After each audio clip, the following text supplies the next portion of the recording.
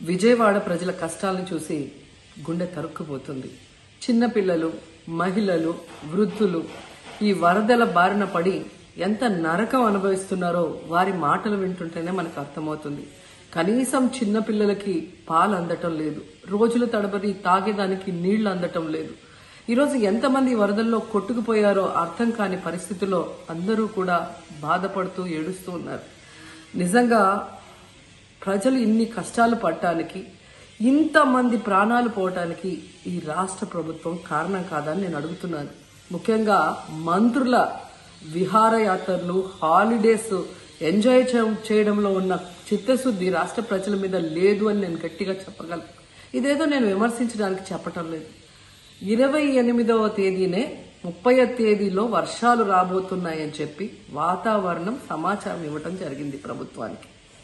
అయినా కూడా ముఖ్యమంత్రి గాని, మంత్రులు గాని ఎటువంటి సమీక్షలు చేయకుండా, ప్రజల్ని అప్రమత్తం చేయకుండా నిర్లక్ష్యం వహించడం వల్లే ఈరోజు ఇన్ని లక్షల మంది వరద నీళ్లలో మునిగిపోయారు.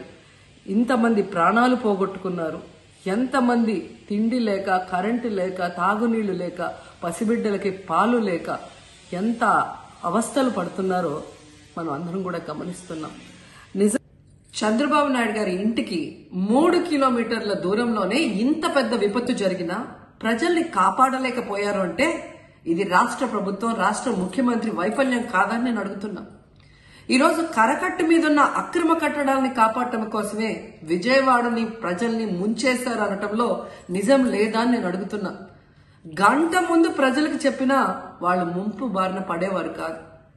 వాళ్ళని అప్రమత్తం చేసి ఒక సేఫ్ అయిన ప్లేస్ కి పంపించున్నా ఈరోజు ఇన్ని లక్షల మంది, దాదాపుగా 3 లక్షల మందికి పైగా 4 రోజుల పాటు కరెంటు లేకుండా, తిండి లేకుండా, చిన్న బిడ్డలకి పాలు లేకుండా ఈ విధంగా నీళ్లలో మునిగి అవస్థలు పడాల్సిన అవసరం లేదు. దురదృష్టం ఏంటంటే ఈ రాష్ట్ర ముఖ్యమంత్రి నుంచి మంత్రుల వరకు ఎప్పుడు ఫ్రైడే వస్తుందా, ఎప్పుడు హైదరాబాద్కి వెళ్దామా, లేదా ఎప్పుడు విహారయాత్రలకు వెళ్దామా అని ప్లాన్ చేసుకోవడంలోనే చిత్తశుద్ధిగా ఉన్నారనేది ఈ 5 రోజులు మీరు చూస్తే మీకే అర్థమవుతుంది. 30వ తేదీ భారీ వర్షాలు వస్తాయని ముఖ్యమంత్రి గారికి, మంత్రులకి 28వ తేదీనే వాతావరణ శాఖ సమాచారం అందించినా ఎటువంటి సమీక్షలు లేదు, ఎటువంటి ముందస్తు జాగ్రత్తలు లేదు, ప్రజల్ని కాపాడాలన్న చిత్తశుద్ధి లేదు అనేది స్పష్టంగా అర్థమవుతుంది. ఎందుకంటే ఈ రోజుటి వరకు 4-5 రోజులు ప్రజలకి తిండి అందించడంలో ఈ ప్రభుత్వం విఫలమైంది. కనీసం ఇది జరిగినప్పుడు సీఎం గారు పనిచేయట్లేదు, వయసు అయిపోయింది. డిప్యూటీ సీఎం గారు, పంచాయతీరాజ్ శాఖ మంత్రి గారు కనీసం తన శాఖను అప్రమత్తం చేసి ప్రజల్ని కాపాడాల్సిన బాధ్యత ఉన్నా ఈ రోజు 5 రోజుల వరకు ఆయన అసలు విజయవాడ వైపే రాలేదు. ఇక ఆ కాన్స్టిట్యున్సీ ఎమ్మెల్యే ప్లస్ రాష్ట్ర మంత్రి లోకేష్ గారు మొత్తం మునిగిపోయి మంగళగిరి, విజయవాడ అలల్లాడిపోతుంటే ఆయన హైదరాబాద్ లో ఎంజాయ్ చేస్తున్నారు. ఇక హోంమంత్రి గారు తెలిసిన సంగతే. ఇక మున్సిపల్ శాఖ మంత్రి నారాయణ గారు ఈరోజు విజయవాడని ముంచేసింది ఈ మున్సిపల్ శాఖ నిర్లక్ష్యం కాదని నేను అడుగుతున్నా.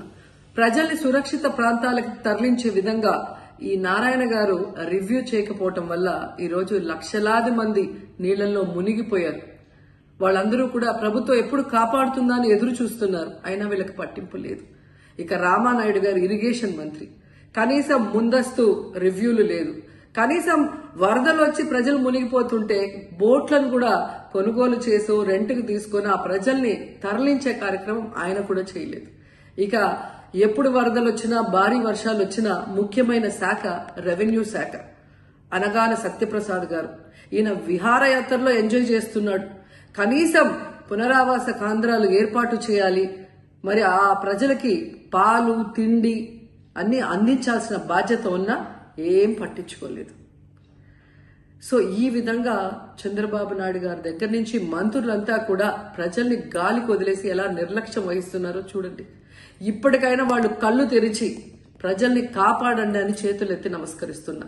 గతంలో జగనన్న ఏ విధంగా వాలంటీర్ వ్యవస్థ ద్వారా, సచివాలయ వ్యవస్థ ద్వారా ప్రజలకి ఏం కావాలన్నా ఇమీడియట్ గా వాళ్ళకి అందుబాటులోకి తీసుకెళ్లటమే కాకుండా ఏదైనా ప్రకృతి వైపరీత్యం వచ్చినప్పుడు వెంటనే వాళ్ళని సురక్షితంగా కాపాడే విధంగా ఈ సచివాలయ వాలంటీర్ వ్యవస్థని ఉపయోగించుకోండి. జగనన్న మీద కక్షతో ఆ వ్యవస్థల్ని నాశనం చేయడం వల్లే ఈ రోజు ప్రజలకు ఎవరు ఏం అందించలేకపోతున్నారని తెలుసుకోండి. అండ్ ఈరోజు జగనన్న విజన్ ఉన్న నాయకుడు, ప్రజల్ని ప్రేమించే నాయకుడని మరోసారి రుజువు చేసుకున్నారు. ఆయన కట్టించిన ప్రొటెక్షన్ వాళ్ళు లేకపోతే ఇంకా 1,50,000 పైగా కుటుంబాలు మునిగిపోయే ప్రమాదం ఉండేది. ఈ రోజు ఆ ప్రాంతమంతా సేఫ్ గా ఉంది విజయవాడలో ఒక సైడ్ అంటే అది జగనన్న ప్రజల పట్ల ఉన్న అభిమానంతో ఆ ప్రొటెక్షన్ వాల్ కట్టించడం అనేది కూడా మనం అందరం గుర్తుంచుకోవాలి.